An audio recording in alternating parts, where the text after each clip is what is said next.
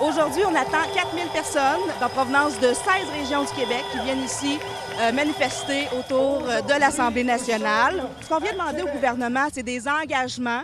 Puis ce qu'on vient leur dire aussi, c'est qu'on est une gang solidaire et on est un mouvement extrêmement mobilisé actuellement. Puis ce qu'on vient chercher ici, c'est des engagements immédiats, des engagements pour le futur proche. On veut des engagements dès le prochain budget. Ce qu'on veut, c'est qu'ils réinvestissent dans l'action communautaire autonome. Le gouvernement, en 2001, a adopté une politique de reconnaissance de l'action communautaire autonome. Et dans cette politique-là, il reconnaissait l'importance de l'action communautaire pour le développement social du Québec. Depuis 15 ans, la situation des groupes d'action communautaire ne fait que péricliter. Non seulement plusieurs ministères sont en infraction avec cette propre politique-là parce qu'ils ne soutiennent pas financièrement les groupes d'action communautaire, mais également les groupes d'action communautaire sont sous-financés.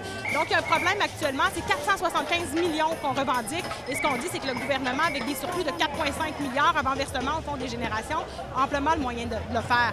On parlait de politique de reconnaissance de l'action communautaire. On s'engageait dans cette politique-là à reconnaître la mission des groupes. Le problème actuellement, c'est que l'autonomie même des groupes et leur avenir, donc, est menacée parce que puisqu'on ne finance pas leur mission, on leur impose de plus en plus du financement par projet, ce qui va à l'encontre de l'objectif des groupes communautaires qui ont été mis sur pied par des communautés pour répondre à des besoins.